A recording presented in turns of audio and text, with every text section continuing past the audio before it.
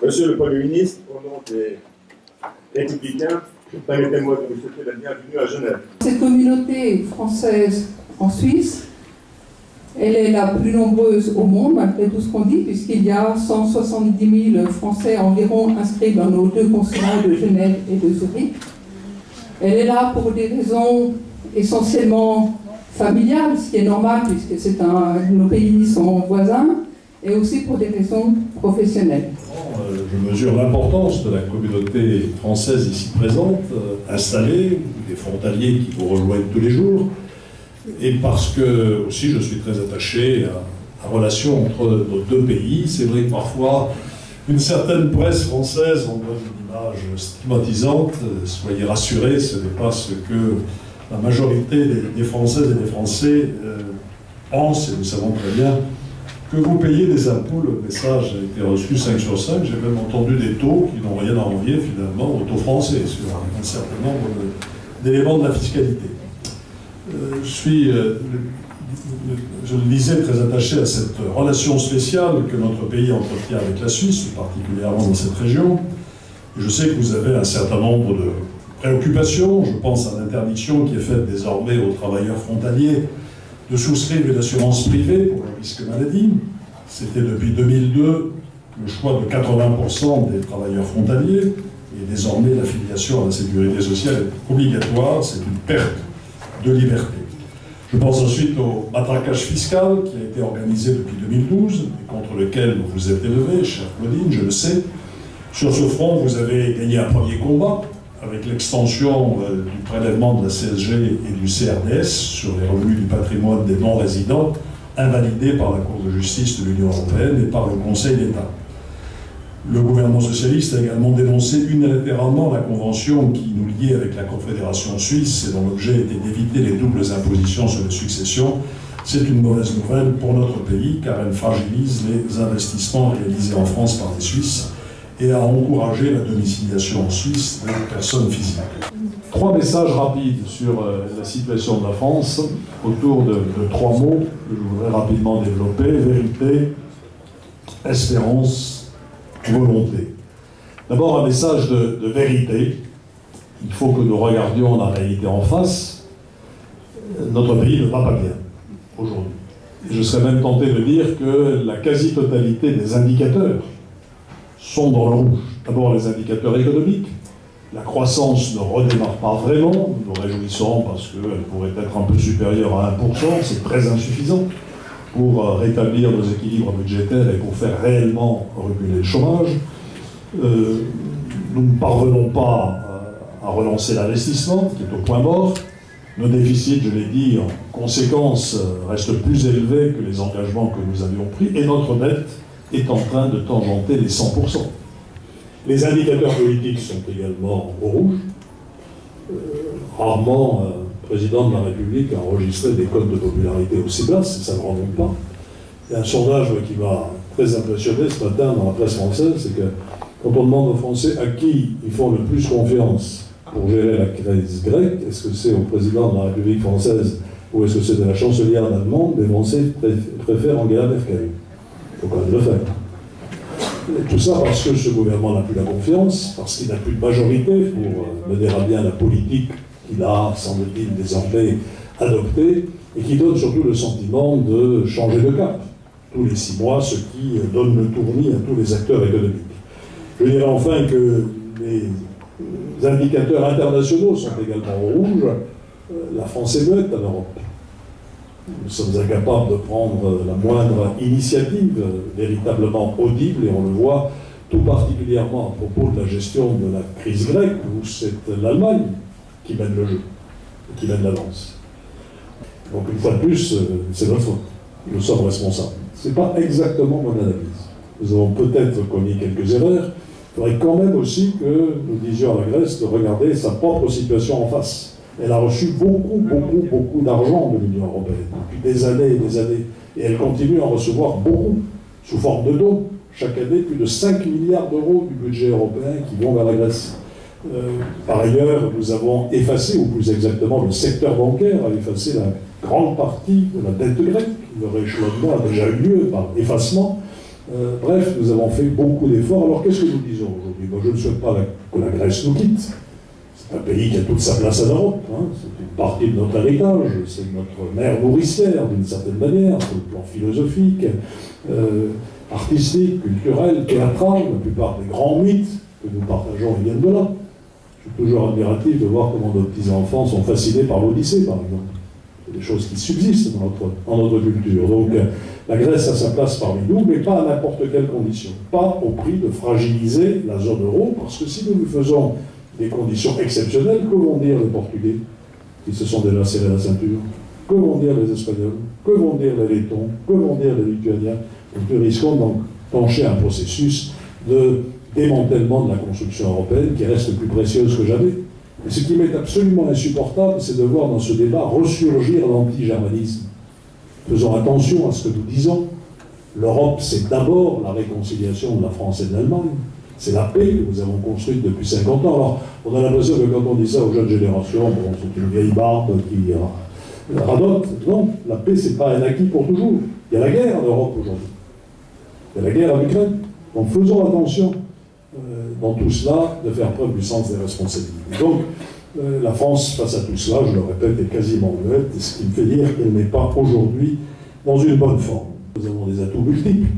D'abord, cela a été dit à l'instant, nous sommes la 6e puissance économique du monde, avec nos 65 millions d'habitants. Nous avons reculé d'un cran. Les Britanniques nous sont passés devant en raison de l'évolution de la parité de l'euro, mais nous sommes toujours la 6e puissance économique du monde, et toutes les prévisions à échéance de 10 ans montrent qu'on restera, peut-être pas dans le top 6, mais dans le top 14, comme disent les passionnés de rugby, parce que d'autres pays vont monter. Nous avons une démographie positive. Il y aura dans quelques années plus de Français que d'Allemands. Et l'histoire nous montre qu'un pays en déclin démographique est un pays en déclin tout court. Regardez ce qui se passe en Russie aujourd'hui, par exemple. Nous avons de belles infrastructures. Moi qui ai vécu un an au Canada, je préfère vous dire que quand on rentre en France, on apprécie la qualité. Nous avons une filière agroalimentaire extrêmement puissante, même si elle recule un peu aujourd'hui. C'est notre 2e excédent commercial. Il va y avoir 9 milliards de bouches humaines à nourrir dans les décennies qui viennent. Et la France peut, avec son agriculture, y participer. Nous avons aussi une attractivité touristique exceptionnelle. Je parlais tout à l'heure de Bordeaux. Pardon. Je fais ma petite pub quand même. Dernier sondage, ville la plus attractive de France, Paris est hors concours, Bordeaux. Donc venez voir. Et le tourisme, au-delà même de Bordeaux, est une chance formidable, parce que notre France est un pays magnifique. La Suisse est un beau pays, la France est un beau pays. Nous avons une diversité dans nos paysages, dans nos cultures, tout à fait extraordinaire, qui attire beaucoup. Nous avons encore un rayonnement culturel majeur. Et puis enfin, dans tous ces atouts que je passe rapidement en revue, on pourra en parler longtemps, il y en a un sur lequel je veux insister, c'est le dynamisme de notre jeunesse. Nous avons en France une jeunesse formidable, qui a du dynamisme, qui a de l'optimisme, et qui a surtout un esprit d'entreprise exceptionnel. J'en vois beaucoup en ce moment. Alors vous allez me dire que je ne vais pas dans les endroits où on trouve les jeunes les moins dynamiques. Mais j'étais récemment au mardi de l'ESSEC, au jeudi d'HEC, je suis allé à Dauphine, je suis allé à Sciences Po Bordeaux, à Sciences Po Paris. Et chaque fois, je trouve devant moi des interlocuteurs à qui je dis « Vous êtes mon anti-poison, vous êtes mon antidote à la morosité ambiante. » Parce qu'eux, ils ne sont pas moroses. Ils ont envie de se lancer, et ils se lancent. Le pays dans lequel on crée le plus d'entreprises aujourd'hui en Europe, c'est pas la Grande-Bretagne, c'est pas l'Allemagne, j'ai pas vu les chiffres de la Suisse, c'est la France. Le petit problème, c'est que, lorsqu'ils sont en train de réussir, ils s'en vont. parce qu'ils se rendent compte que se développer en France et faire fortune en France, c'est de plus en plus difficile. Donc ces atouts, nous pouvons les jouer, mais à condition, bien sûr, et ça sera mon troisième mot de volonté, à condition que nous fassions les réformes qui s'imposent.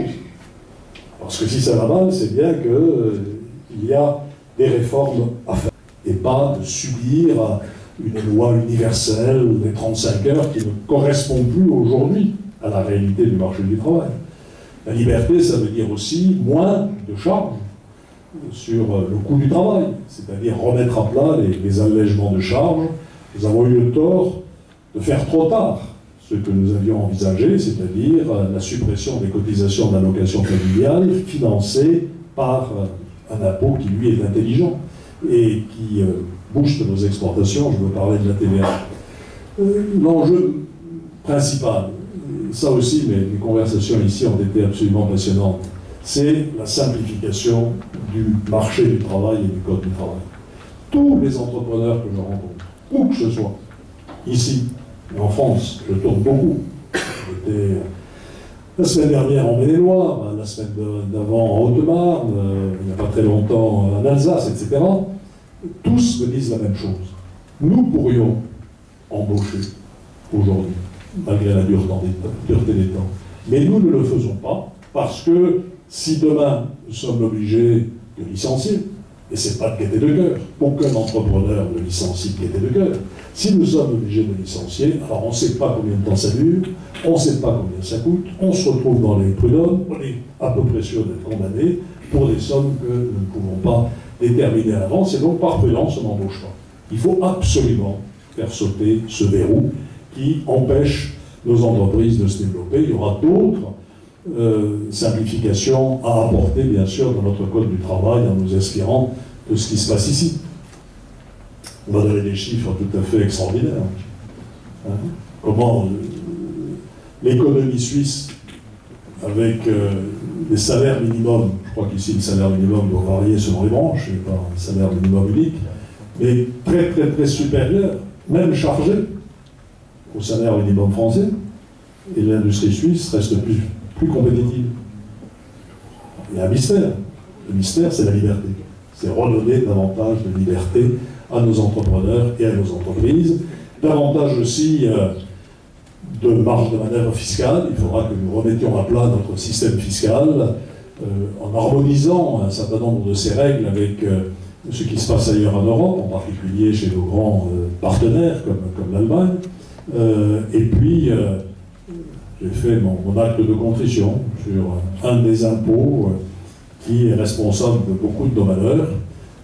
J'ai un peu tout fait dans ce domaine. Un jour, un journaliste m'a dit « Mais aucun gouvernement français n'a jamais osé abroger l'impôt sur la fortune. » Il est faux. Hein? J'étais ministre du budget quand nous l'avons fait. C'était en 86. Il est vrai qu'en 95, j'ai fait l'inverse. Dans une situation extrêmement compliquée des finances publiques, avec un franc qui était menacé de dévaluation, l'euro n'existait pas encore, j'ai supprimé le plafonnement de l'ISF. C'était une bêtise. Je n'ai pas pu la corriger. Et je pense qu'aujourd'hui, c'est une des raisons de nos difficultés. Car il faut que nous réorientions l'épargne française, qui est importante, vers le financement de nos entreprises. Et aujourd'hui, elle n'y va pas parce que nous avons un millefeuille fiscal qui est très dissuasif. Les dividendes sont taxés au taux marginal de l'impôt sur le revenu, plus les cotisations sociales, ça fait 60 ou 65%, les plus-values, même topo, les successions sont difficiles, malgré le pacte du trait, et cerise sur le gâteau, nous avons l'ISF, quand on a des rendements de 1,5 à 2%, il est évident qu'un impôt du même ordre tue complètement tout intérêt à investir l'argent dans les entreprises françaises. Il faudra donc l'abroger. C'est pas populaire, et je le dirai aux Français. Je dirai, voilà l'intention qui est la mienne, et si j'ai mandat de le faire, eh bien, naturellement, je le ferai rapidement. Voilà un peu ce que j'entends par ce grand souffle de liberté qu'il faut faire souffler sur notre secteur productif. Pour y arriver, il faudra bien sûr maîtriser nos dépenses publiques. Il y aura des économies à faire. Songez qu'aujourd'hui, en France, le poids total des dépenses publiques, c'est 57% de tout ce que nous fabriquons dans une année. Et c'est la dépense sociale. Il faudra remettre en ordre le régime de retraite. Et là aussi, je le dirai aux Françaises et aux Français, si vous me faites confiance, il faudra déplacer l'âge légal de départ à la retraite à 65 ans. On demande aux Grecs d'aller à 67. Et on n'est pas fichu d'aller à 65. On est à 62. Pensez à tout, formidable. Il faudra revoir nos règles d'indemnité du chômage. Il faudra remettre de la responsabilité dans notre système de santé, parce qu'aujourd'hui, on surprescrit et on surconsomme. Et puis, il faudra aussi réfléchir sérieusement, c'est ce que je suis en train de faire avant de proposer des solutions, au réaménagement de nos systèmes de prestations sociales. L'un des terreaux du vote du Front National, aujourd'hui, c'est la situation suivante qu'on rencontre souvent en France. Je me lève le matin, je vais bosser. À la fin du mois, j'ai gagné le SMIC. Et qu'est-ce que je constate? C'est que mon voisin de palier, lui, il ne s'est pas levé, il n'est pas allé travailler. Et en additionnant le RSA, l'APL, les exonérations fiscales diverses et variées, les tarifs réduits sur toutes sortes de prestations, il finit par avoir un revenu supérieur au mien. Et ça, c'est une injustice qu'il faudra corriger. Il y a des techniques pour le faire, et nous sommes en train d'y travailler. Donc, maîtrise de la dépense publique. Et enfin, troisième thème de cette réforme qui sera nécessaire dans notre pays, et ce n'est pas contradictoire avec ce que je viens de dire, il faudra aussi que l'État, là où il est le seul à pouvoir le faire, exerce pleinement ses responsabilités, c'est-à-dire dans ses fonctions régaliennes.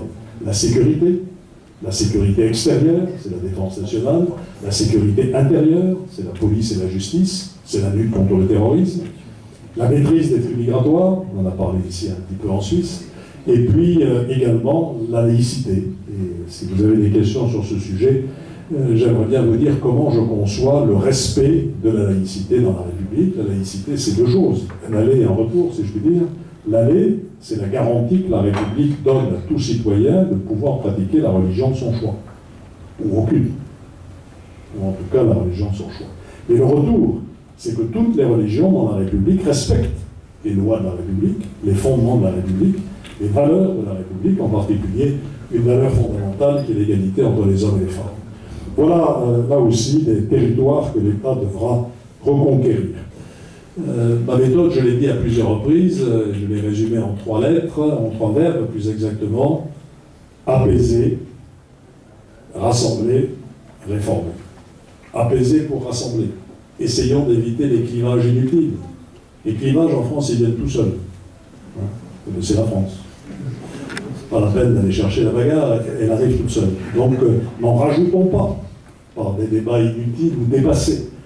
Si nous voulons rassembler, et il faudra rassembler très largement, comme l'a dit tout à l'heure Nicolas, rassembler la droite et les centres, le plus largement possible, pour relever les défis qui sont devant nous. Peut-être même au-delà de la droite et des centres. Il y a des déçus du hollandisme qui peuvent aussi nous rejoindre. Donc il faudra aussi les accueillir pour faire une majorité la plus large possible. Et rassembler, ce n'est pas un but en soi, c'est rassembler pour réformer et pour faire les réformes que j'ai indiquées tout à l'heure. Je pense que pour rassembler, il ne faut pas se contenter de mesures techniques. Ce n'est pas simplement en remettant la réforme des retraites, ou la réforme de l'indemnisation du chômage, ou la réforme de la fiscalité. On recréera dans notre pays une grande volonté collective. Il faut aussi donner une direction, marquer un cap. C'est le mot que j'ai choisi pour mon association. Je dis souvent que pour l'instant c'est une TPE. C'est en train de devenir une PME. À la fin de l'année, ce sera une ETI, entreprise de taille intermédiaire. Et l'année prochaine, peut-être, on sera au CAC 40. Ça progresse. Donc, sur ce rassemblement qu'il faut essayer de... C'est autour d'un projet. Voilà ce que je voulais vous dire ce soir. Faisons-nous confiance et la France retrouvera la place qui doit être la sienne en Europe et dans le monde.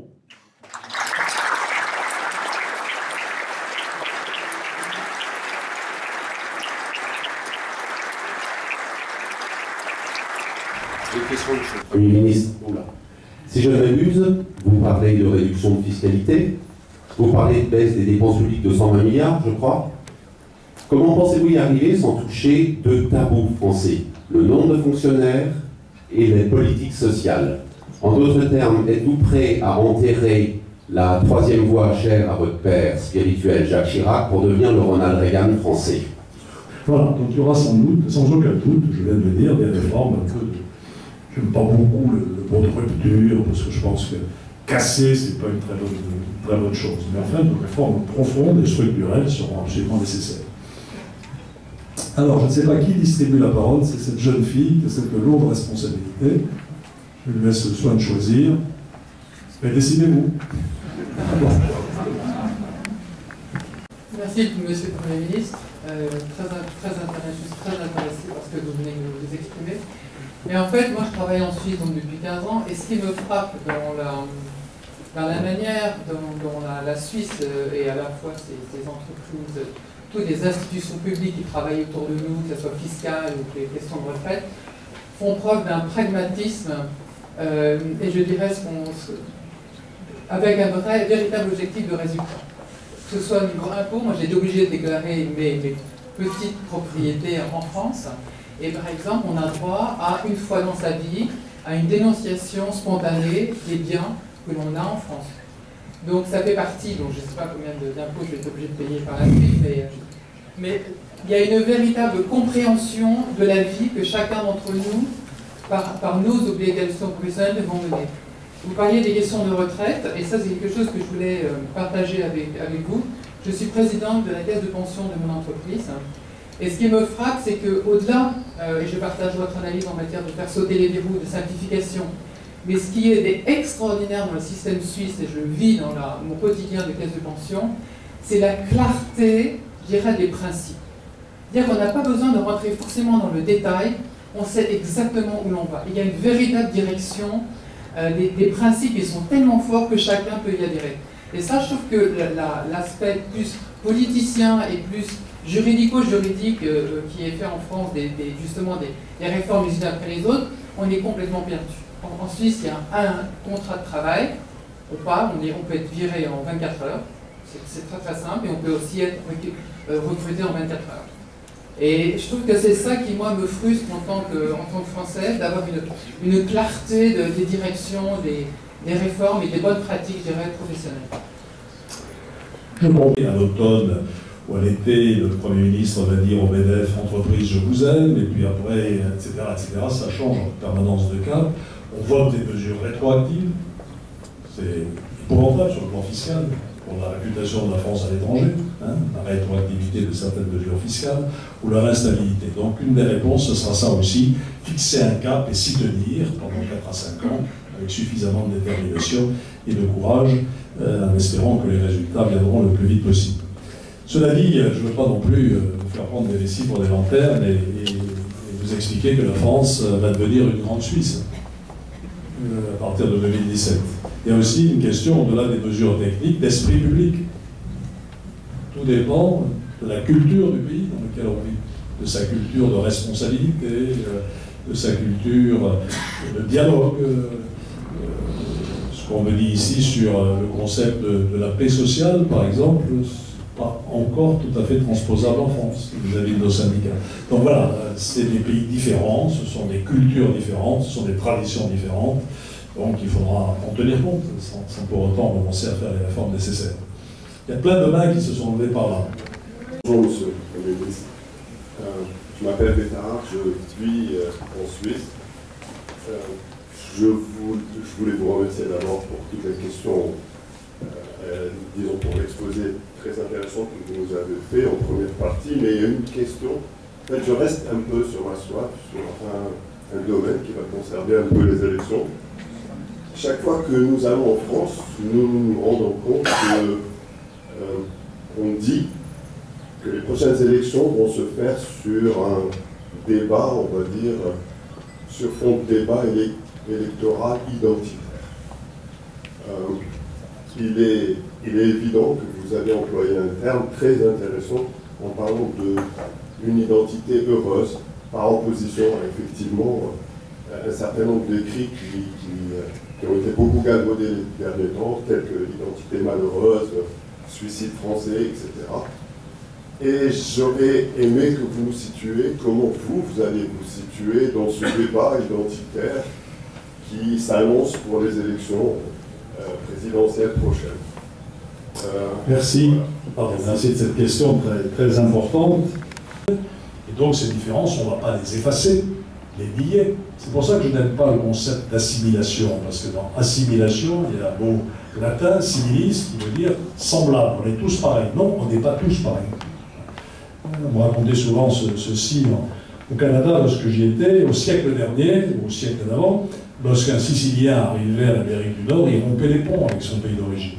Pour rentrer au pays, il fallait des semaines de voyage, et pour recevoir une lettre, qui dépendait du fonctionnement de la poste sicilienne. Aujourd'hui, ils sont sur Skype le matin, midi et soir. Donc on ne rompt pas ces attaches. On n'oublie pas ces racines. Mais il ne faut pas pour autant tomber dans le communautarisme et s'enfermer chacun dans sa communauté en ignorant les autres. Parce que ça veut dire qu'il n'y a plus d'unité. Donc il faut concilier cette diversité avec l'unité qui fait la nation. Et l'unité, elle se retrouve dans le bien commun. Quel est le bien commun que nous partageons? Et qui fait que nous nous disons français et que nous aimons la France. Ce bien commun est assez facile à définir dans ses principes. C'est d'abord les valeurs de la République. Alors, maintenant, quels sont les défis à relever? Il y en a un que je n'ai pas cité dans les valeurs qui font le bien commun, c'est le mot laïcité. Ça fait partie du bien commun de la République. La France est un État laïque, est une nation laïque. C'est une originalité dans le monde. C'est même très difficile à traduire en anglais. On traduit ça par secularism en général. L'Angleterre n'est pas une nation laïque. Le chef de l'État britannique est le chef de l'Église anglicane. L'Allemagne n'est pas tout à fait un pays laïque, c'est un pays de concordat, l'Italie aussi. Donc c'est une spécificité française, mais nous y tenons. Et ça veut dire quoi la laïcité? Ça veut dire deux choses. Premièrement, la garantie que la République donne à chaque citoyen de la liberté de religion. Nous pouvons tous pratiquer la religion de notre choix, ou aucune religion, si nous voulons en pratiquer aucune, et si nous ne croyons pas. Et ça, c'est absolument fondamental, y compris, je dirais après à quelles conditions, y compris la religion musulmane. La liberté d'expression, c'est la liberté des religions. En sens inverse, on oublie parfois le retour dans le concept de laïcité, mais c'est aussi fondamental, c'est que toutes les religions doivent respecter les principes de la République, les lois de la République et les valeurs de la République, et qu'aucune ne peut prétendre imposer sa loi à la République. J'étais frappé le soir de Charlie Hebdo à la télévision par le témoignage d'un jeune musulman qui disait « J'ai 20 ans, moi je suis né ici, c'est mon pays, je n'ai nulle part ailleurs où aller. C'est mon pays. » Donc moi je pars d'un autre principe, d'une autre conviction, c'est qu'il peut y avoir compatibilité entre l'islam et la République, à condition, bien entendu, que l'islam soit clair, et qu'il dise très clairement qu'il respecte les valeurs de la République, y compris l'égalité des hommes et des femmes. Je crois que c'est possible. Bon, je connais des théologiens musulmans, je connais des imams musulmans qui partagent totalement ce point de vue. Je vous conseille de lire l'imam en colère de Tarek Omrou, qui est l'imam de Bordeaux, qui est exactement sur cette ligne. J'ajouterais simplement que c'est aux musulmans de le dire, pas à moi. Parce que moi, je n'ai pas de crédibilité, comme je l'ai dit. Je me suis même fait un jour avoir à la télévision par Michel Onfray, qui m'a conduit à reconnaître que je n'avais pas lu le Coran. Et il me dit, comment pouvez-vous en parler si vous ne l'avez pas lu? Alors ça m'a mis mal à l'aise, depuis j'ai essayé de le lire, je ne suis pas arrivé. Parce que je vous conseille d'essayer, c'est pas facile. Il faut être spécialiste depuis longtemps, et puis un peu tout et son contraire. Mais toute la question est de savoir si on peut avoir une religion musulmane moderne, inscrite dans son siècle, qui lisent le Coran à la lumière des réalités du XXIe siècle. Pour la Bible, le problème s'est posé, il continue à se poser. Vous avez des néoconservateurs ou des créationnistes, plus exactement aux États-Unis, qui contestent le darwinisme et la théorie de l'évolution et qui disent que le monde a été créé exactement comme c'est écrit dans la Genèse, en 6 jours. On ne sort pas de là. Bon, heureusement que l'Église catholique a un peu évolué par rapport à cette vision des choses. Mais il faut que l'islam fasse le même chemin, qu'il ait une lecture contextualisée de ces grands textes. Je pense que c'est possible, et je pense qu'il faut contribuer à cela. Dans le même temps, ceux qui ne sont pas sur cette ligne-là, eh bien, ils n'ont pas leur place dans la société, dans la République française. Ceux qui n'acceptent pas ces principes de laïcité, bon, alors certains peuvent être un peu à la marge, et puis il y a ceux qui, franchement, basculent dans le djihadisme et le terrorisme, et ça, ce sont nos ennemis. Daesh nous a déclaré la guerre. Il faut donc que nous relevions le défi et que nous menons la guerre contre ce qui n'est pas une civilisation, qui est une non-civilisation, qui est une barbarie. Donc pas d'amalgame entre ce qui est acceptable dans la République, je l'espère en tout cas de tout cœur, c'est à eux de le démontrer, et puis à ceux qui est une dérive, plus qu'une dérive, une négation même de ce que doit être une religion. Moi je ne connais pas de religion qui puisse prôner la haine et la mort comme le prône Daesh. Voilà, si vous voulez, ce que j'ai entendu dire par identité, c'est un débat difficile. Je terminerai par un point, c'est que la meilleure manière de conduire ce débat, c'est de se parler. C'est le dialogue. Quand on ne se connaît pas, on se fait peur. Et la peur, c'est le début de l'incompréhension et de la haine. Donc créons des structures de dialogue interreligieux entre les religions. J'ai fait ça à Bordeaux, ça s'appelle Bordeaux Partage. Monsieur le Premier ministre, bonjour. Mathieu Raisin. Oui, vous. Là. Ah, ouais, merci. Merci. Vous avez terminé vos propos par la révolution numérique. Alors j'avais une question toute simple à vous poser. Pourquoi en France ne pouvons pas nous instaurer et généraliser le vote électronique? Je pense que ça peut aussi permettre de lutter contre l'abstention des jeunes.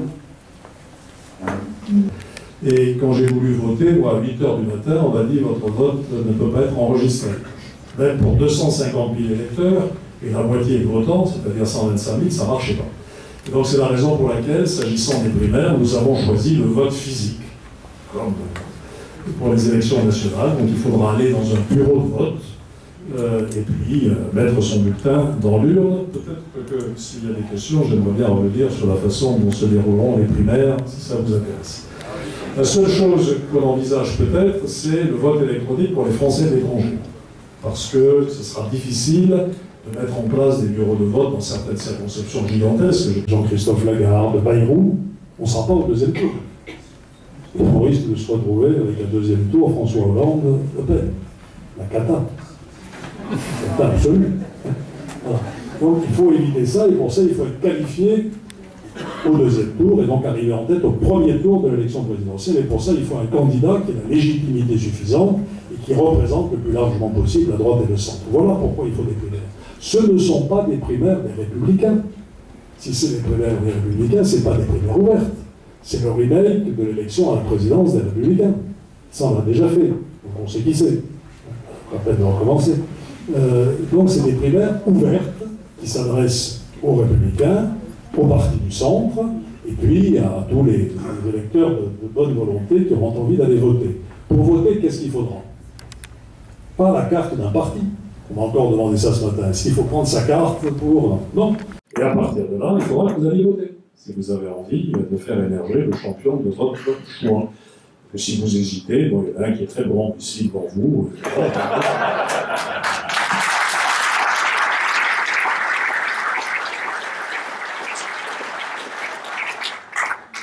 Bonsoir, monsieur. 10 minutes? Mais un peu plus. Après, il y a les photos, ils attendent. Alors, qui est-ce qui a le micro? Bonsoir, monsieur le Premier ministre. Bonsoir, madame. Juste une question. Bref, vous parlez beaucoup de dialogue, mais un des problèmes de la France, c'est que souvent des minorités bloquent toute réforme. Ils sont dans la rue, on a vu avec les taxis, 1000 personnes ont bloqué l'aéroport de Roissy pendant 24 heures. Qu'est-ce que vous faites dans ce cas-là? Vous allez jusqu'où pour débloquer la situation? On tient d'autant mieux qu'on est soutenu par l'opinion. Je ne sais pas ce que vous faisiez en décembre 1995, vous étiez peut-être encore à l'école, je ne sais pas, mais je n'ai pas le souvenir d'une grande mobilisation pour soutenir les réformes. Hein? Donc cette fois-ci, si vous y croyez vraiment et que vous pensez qu'il faut les faire, il faudra un moment venu dire ce que vous pensez. Et je ne plaisante pas là-dessus. Notamment sur tout ce qui concerne le secteur productif, les entreprises, la liberté, il faut que les entrepreneurs s'expriment en disant voilà pourquoi on n'embauche pas. C'est toujours pareil, c'est eux qui sont crédibles à dire ça et à l'expliquer. Donc il faudra que ce soit un travail d'ensemble et qu'il faudra tenir. J'ai eu une petite expérience tout à fait récente dans la réforme de Bordeaux Métropole qui se transforme de communauté urbaine en métropole, peu importe, je ne vais pas vous embêter avec ça. Et on mutualise les services, c'est-à-dire qu'on déplace les services communaux vers les services de la métropole. Et l'un des aspects de tout ça, c'est que je suis devenu le champion des 35 heures. Je dis, il faut travailler 35 heures dans les agents. Au moins 35 heures. Pas 32, pas 33, pas 34, 35. Grève. Grève. Alors, regardez nos acquis, les acquis sociaux. Vous vous situez de 27 ans, je suis venu en Suisse, mais j'ai plutôt quitté la France, parce que je pouvais aller dans d'autres pays, dans une grande firme internationale de conseil. Vous vous situez le blanc. À cette époque-là, je disais à mes collègues à Paris, Mitterrand va être réélu. Donc je vous parle il y a 27 ans. Mitterrand va être réélu parce qu'économiquement, le pays va mal. S'il reste encore 7 ans, 14 ans, c'est trop, c'est une demi-génération, le pays va vers une faillite. Je me suis fait traiter de tous les mots par des gens éduqués, et je me suis dit, mais en France, ce qui manque avant tout, c'est d'éduquer des gens à l'économie des pays. Vous avez des programmes excessivement intéressants pour la culture, la littérature, mais en économie, si vous voyez la pauvreté des curriculums que j'ai regardés des gouvernements actuels, la pauvreté en connaissances économiques, et que je me dis que ces gens-là sont en train de parler au Parlement et à la table du président de la République, c'est absolument catastrophique. Voilà, je vais retranscrire. La question est la suivante. Pourquoi est-ce que la droite, les 7 ans où Mitterrand avait fait avec son conseiller économique le drame de la France, pourquoi est-ce que la droite ne s'est pas prononcée plus pour éduquer les gens par la télévision? Bon, écoutez, monsieur, comment faire? Je ne vais pas revenir sur le passé et sur la période de Mitterrand. Regardons l'avenir. Il y a très certainement des réformes à faire dans l'éducation nationale. Je vais parler et je ferai un petit livre à ce sujet pour modifier un peu la façon dont les choses se présentent. Ça a évolué depuis. Hein. Les économistes libéraux ont quand même repris du poil de la bête, ils sont plus présents, à la télévision on en voit beaucoup, à l'époque que j'ai connue moi, si on n'était pas marxiste, on était débile, elle est passée aujourd'hui, hein, parce que le marxisme a fait la preuve de son efficacité. Donc là je suis un peu moins pessimiste que vous, ça a un peu changé. Donc je pense qu'il y a des mouvements dans ce sens, il semble qu'il y a certaines organisations professionnelles qui commencent à évoquer cela, et puis il faut faire mettre des vocations. J'ai fait un très joli, je vais dire qui convient, coup politique, en confiant, en prenant dans mon équipe à Bordeaux, comme une des toutes premières adjointes de mon équipe, une jeune femme qui a 40 ans, qui s'appelle Virginie Calmels, et qui a été chef d'entreprise très brillante dans une entreprise qui s'appelle Endemol. Et là, on vient de la désigner, alors qu'elle a 1 an d'expérience politique, comme tête de file aux élections régionales dans la grande région Poitou-Charentes, Limoges, Limousin, Aquitaine. Et elle est en train de faire un tabac. Et j'espère qu'elle va battre le socialiste en place, parce que justement, il s'est fait une spécialité des entreprises, des relations avec les entreprises, et la première question qu'elle va poser, dans le premier débat, c'est combien de jours avez-vous déjà travaillé dans une entreprise privée? Il était un peu mal à l'aise. Donc voilà, faisons émerger aussi dans le monde politique des hommes et des femmes qui apportent un regard différent et une expérience plus pragmatique. Je voulais vous poser une question sur l'Europe. Si vous êtes élu président de la France en novembre, quel rôle pensez-vous que la France devrait jouer actuellement en Europe pour faire avancer la crise européenne et donc sortir de cette impasse? Je le dirai, ça aussi, dans ma campagne. Moi, je n'ai pas l'intention de me dire des choses pour faire plaisir, pour être élu à tout prix. J'ai l'intention de dire des choses que je crois, qui me paraissent bonnes pour le pays. Et je leur dirai que l'Europe, c'est bon pour la France. Et que notre avenir sera meilleur si nous l'abordons ensemble, plutôt que si nous nous séparons. Il y a quelque chose aujourd'hui qui me paraît absolument révoltant, c'est la remontée d'une forme d'anti-germanisme. Hein, on a commencé à demander à l'Allemagne de payer ses dettes de la Deuxième Guerre mondiale, enfin, on est tombé sur la tête. Hein. L'Europe, c'est la réconciliation de la France et l'Allemagne. C'est la page tournée, c'est la paix. On ne va pas rouvrir ce débat mortifère. Donc il faut renforcer l'Europe. Et je me narre donc de voir aujourd'hui que la France n'a aucune initiative pour le faire, que c'est l'Allemagne qui maître du jeu. Je parlais tout à l'heure de ce sondage extraordinaire, les Français font plus confiance à Merkel qu'à Hollande pour résoudre la crise grecque. Donc ça prouve qu'il y a quelque chose qui ne va pas. J'ajoute tout de suite que ça ne veut pas dire que tout va bien, Madame la Marquise, en Europe.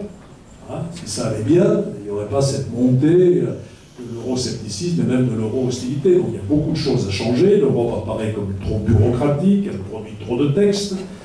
Jean-Claude Juncker a décidé, quand il a été élu président de la Commission, de mettre au panier 80 projets de règlement. Il a bien fait. Elle n'est pas assez démocratique, encore que.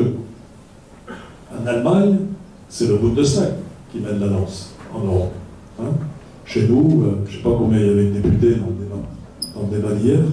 Non, c'est pas beaucoup, donc on n'a pas cette culture. Et enfin, l'Europe donne le sentiment d'être impuissante à régler les vrais problèmes des Européens, c'est-à-dire la croissance et l'emploi, c'est-à-dire le contrôle des flux migratoires. Et donc c'est à tout ça qu'il faut porter remède. Il me faudrait quand même une petite demi-heure pour développer mes idées, donc je m'aborderai à quelques têtes de chapitre. D'abord, je pense qu'il faut renforcer la zone euro. On ne peut pas avoir une monnaie unique si on n'a pas une plus forte convergence budgétaire, c'est en cours, bancaire, c'est fait, fiscale et sociale, c'est à faire. Donc il faut aller plus loin dans l'intégration entre les pays qui acceptent cette discipline. C'est pour ça qu'il ne faut pas faire n'importe quelle condition à la Grèce, pour ne pas affaiblir la zone euro. Deuxièmement, autour de la zone euro, il faut faire preuve de plus de souplesse. C'est pour ça qu'il faut discuter avec les Anglais. On n'a pas intérêt à ce que les Anglais s'en aillent. La Grande-Bretagne, l'économie britannique, c'est pas l'économie grecque. Donc ça nous déstabiliserait profondément. C'est pas dans la zone euro, mais ils sont dans l'Europe. Donc il faut mettre M. Cameron en situation de pouvoir dire aux Britanniques: j'ai obtenu suffisamment d'amélioration dans le fonctionnement de l'Europe pour vous appeler à voter oui. Et ça, c'est possible, si la France prend les initiatives nécessaires. Troisième idée, il faut derrière tout ça un projet politique. Qu'est-ce qu'on veut faire de cette Europe? C'est pas simplement une usine à fabriquer des euros.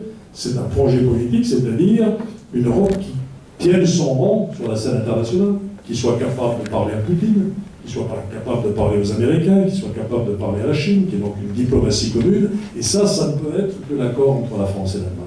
Tant que la France ne sera pas remontée sur son chemin, tant qu'elle n'a pas reconquis sa crédibilité vis-à-vis des Allemands, on n'y arrivera pas. Donc il faut commencer par redresser la France et ensuite dire aux Allemands, on repart de l'avant. Les Allemands n'ont pas envie d'être hégémoniques en Europe, pour des tas de raisons historiques. Et ils veulent le faire avec la France. Merci en tout cas de votre attention. Merci de l'équipe. Merci de vos interlocuteurs. Merci de votre patience pour ce point d'accord. Et vive la République et vive la France.